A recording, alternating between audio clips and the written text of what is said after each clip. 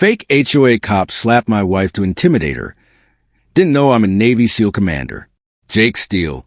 That's my name. And if you think some rent-a-cop in khakis and a polyester badge has the right to put his hands on my wife, you don't know me. You don't know what I've seen.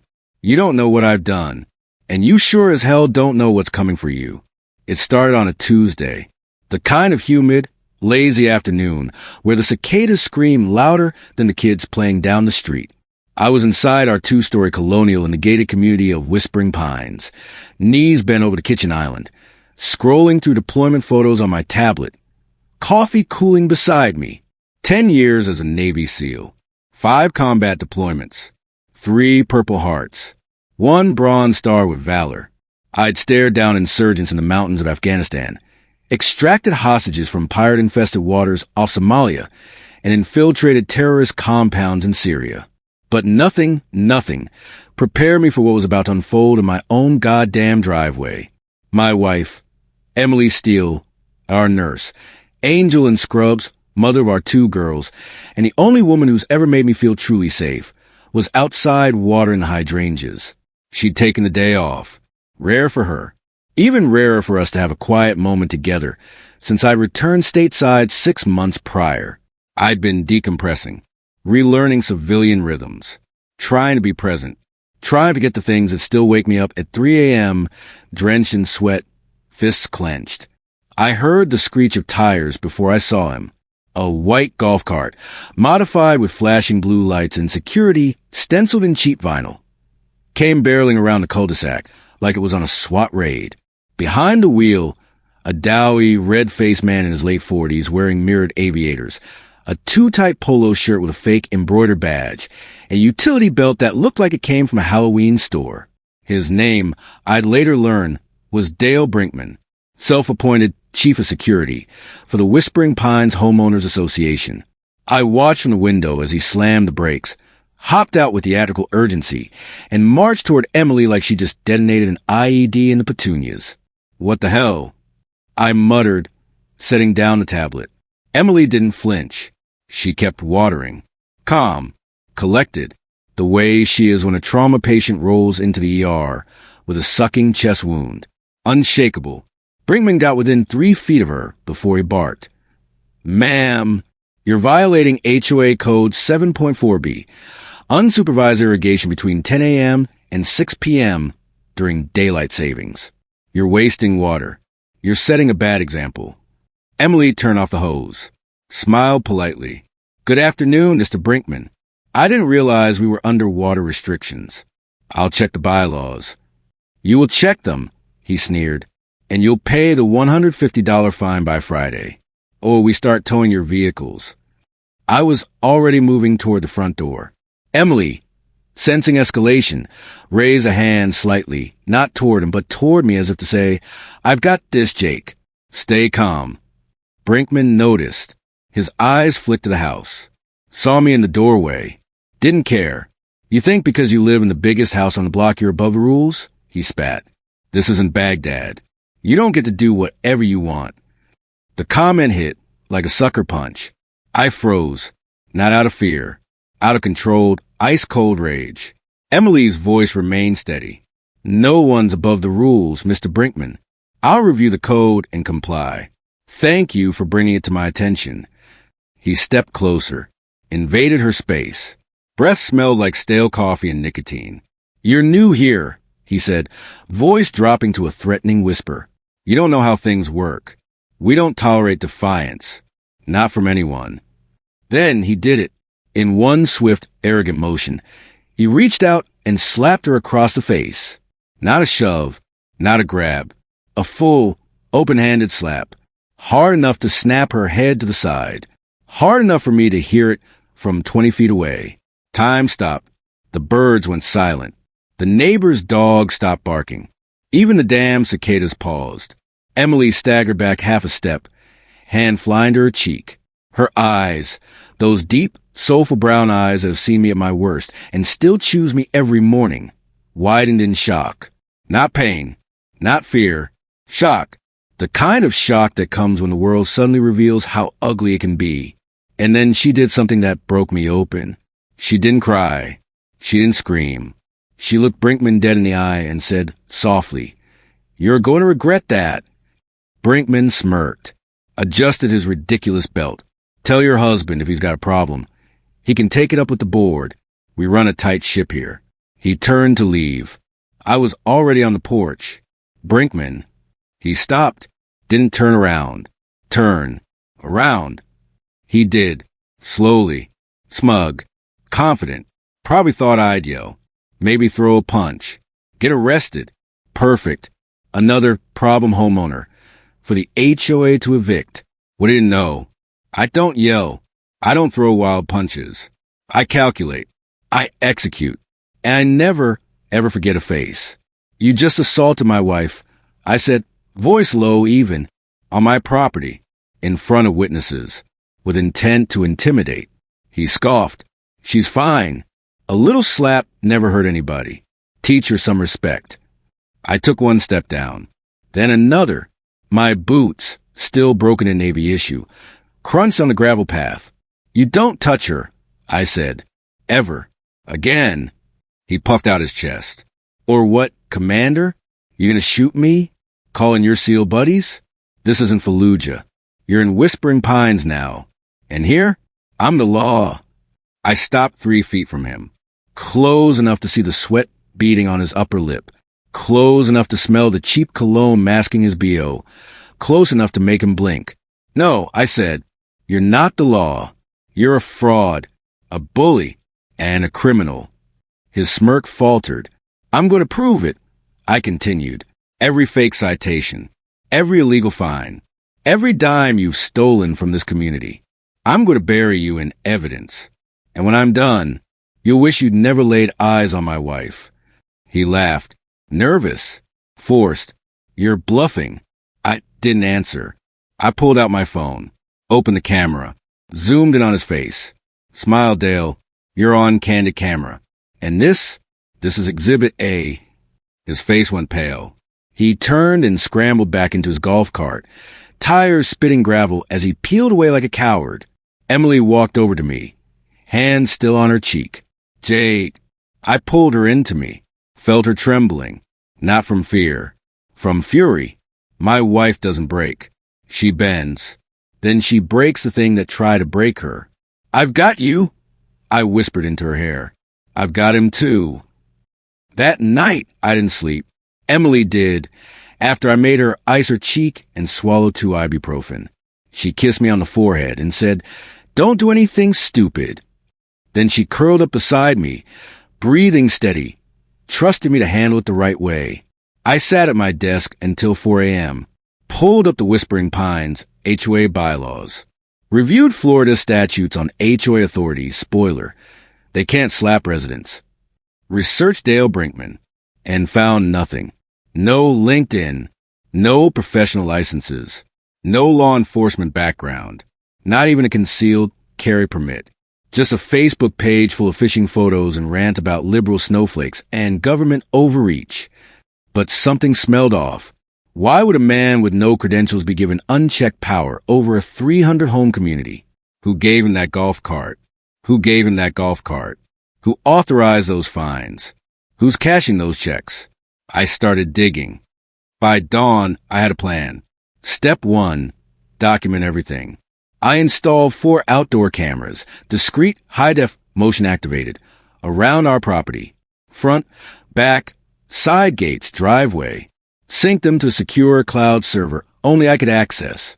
Encrypted, backed up, unhackable. Step 2, talk to the neighbors. I spent the next 3 days walking the community. Not as Jake Steele, Navy SEAL. As Jake Steele, concerned homeowner. I knocked on doors. Brought cookies Emily baked, she insisted. "You catch more flies with sugar, babe." Listened, and what I heard chilled me. Mrs. Henderson, 78, retired schoolteacher. "They fined me $200 because my begonias were too colorful." Said they violated the aesthetic cohesion clause. I paid it. I didn't want trouble. The Garcias, young couple with newborn, they towed our minivan because it was parked on the street during street sweeping hours, which don't exist. Cost us $350 to get it back. Mr. Patel, owner of the corner lot. Brinkman came onto my property last month and cut down my lemon tree. Said it was blocking sight lines. Never asked, never warned, just chopped it down with a chainsaw. And then there was Carol from number 42. She handed me a manila envelope. Inside, photocopies of checks. Dozens of them, all made out to Whispering Pines HOA. All endorsed in cash by Dale Brinkman. He's been skimming, she whispered, for years. The board doesn't even meet anymore. It's just him and his cronies. They pocket the fines, inflate contractor bills, take security kickbacks. I thanked her, promised discretion. Then I called in a favor. His name is Marcus Rook Delgado, former DevGrow operator, my brother in arms. Now works for the Department of Justice's Fraud Division. I sent him the photos, the testimonies, the check copies. His response came 10 minutes later. Holy hell, Jake. This guy's running a mini cartel. I'll pull strings. Get you fed eyes on this. But you need more. Video, audio, paper trail. Nail him to the wall. I had the video. Now I needed the audio. I bought a pen. Not just any pen. A Cova recording device, military grade, undetectable, with 16 hours of battery life and auto upload to a secure server. Cost me $800. Worth every penny. I wore it to the next HOA board meeting, which wasn't a board meeting at all. It was Dale Brinkman, his girlfriend, the so-called treasurer, Linda Cho, and two muscleheads in polo shirts drinking beer in Brinkman's garage while divvying up stacks of cash. I sat in the back, said nothing, let them talk, and talk they did. Linda, we cleared another $8,000 this month. Pool maintenance contract is pure gravy. Contractor kicks back 40%. Brinkman, good. Tell him to bump it to 50%. Or we inspect his other properties. Thug number 1. What about the Steeles? Dude's ex-military. Might cause problems. Brinkman, let him try. He doesn't know who he's messing with. I've got cops in my pocket. Judges on speed dial. That slap? Just the beginning. If his wife doesn't fall in line, we'll find her violating something else. Repeatedly. Thug number 2. What if he goes to the media?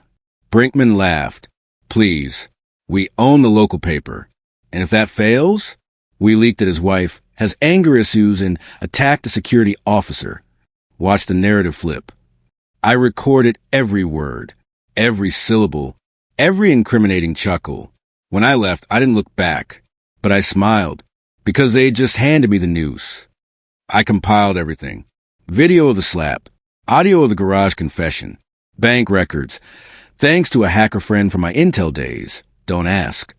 Neighbor affidavits, contractor invoices with forged signatures, photographs of Brinkman's new boat, HOA security vessel painted on the side, funded by community dues. I packaged it into a 78-page dossier. Title, Operation Gated Hell, Evidence of Criminal Enterprise within Whispering Pines HOA. Sent copies to the FBI Jacksonville Field Office, Florida Attorney General's Office, local Sheriff's Department, after vetting which deputies weren't on Brinkman's payroll, 3 major news outlets, and Marcus. Then I waited. It didn't take long. 3 days later, Brinkman rolled up to my house again. No golf cart this time. Black SUV, tinted windows, 2 associates in the back. He didn't get out, just rolled down the window and yelled, "You're done, Steele. We're foreclosing on your house. You'll be out by Friday." I walked out slowly, hands visible, smiling. "Funny," I said. "I just got a call from the FBI. They're very interested in your security operation, especially the part where you launder money through fake landscaping contracts." His face went slack. Bullshit. I pulled out my phone, played a 10-second clip of his own voice. Tell him to bump it to 50%, or we inspect his other properties. Brinkman's mouth opened. No sound came out. I leaned in. "You're done, Dale. Pack your toothbrush. You'll need it in county." He peeled away, tired screaming. That night, Emily held my hand and said, "Be careful. Men like that don't go quietly." I kiss her forehead. Men like that don't know who they're dealing with. They came for him at dawn. FBI, state investigators, sheriff, SWAT. Brinkman was arrested in his bathrobe, screaming about government tyranny as they cuffed him on his front lawn. Linda Cho tried to flush documents down the toilet. Agents recovered them, soaked but legible. The two thugs flipped immediately, testified against Brinkman in exchange for reduced sentences. The HOA board, what was left of it, 3 elderly retirees who'd been bullied into silence, resigned en masse. Within 48 hours, the entire Whispering Pines HOA was placed under federal receivership. The fallout was nuclear. 17 felony counts against Brinkman: embezzlement, fraud, assault, conspiracy, money laundering. Linda Cho, 12 counts, including forgery and racketeering, for contractors indicted for kickbacks. 2 local cops suspended for accepting bribes. Over $2.3 million in stolen funds recovered and returned to homeowners. Every illegal fine refunded, with interest. At Brinkman's arraignment, he glared at me from the defendant's table. I didn't glare back. I smiled and mouthed 2 words: thank you. Because without his arrogance, without that slap, none of this gets exposed. Sometimes evil does the work for you. Emily testified at the trial. Calm, poised, devastating. When the prosecutor asked her how the slap made her feel, she didn't cry. She said, "It made me angry, not for me, for every person in that community too afraid to speak up, for every retiree scared to lose their home, for every young family being bled dry by bullies and badges. That slap wasn't just against me. It was against all of us." The jury took 90 minutes to convict. Brinkman got 18 years. No parole. Today, Whispering Pines is different. New HOA board. Transparent. Accountable. No more fake cops.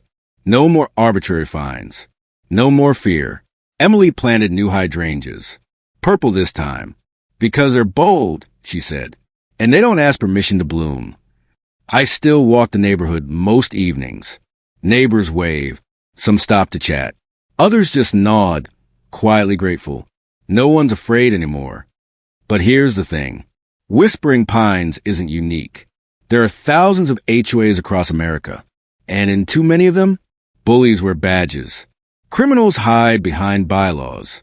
Innocent families are harassed, intimidated, bankrupted by people who think power means never being questioned. That ends now. Call to action. If you're reading this and you've been harassed by an HOA thug, found illegally, threatened, belittled, or worse, I need you to do 3 things. Document everything. Take videos. Save emails. Record conversations. Check your state's consent laws first. Keep receipts. Write down dates, times, names. Reach out. You're not alone. Email me at jakesteelejustice@gmail.com. I'll connect you with attorneys, investigators, and former military volunteers who will help you fight back for free. Go public. Shame thrives in silence. Post your story. Tag your local news. Flood social media.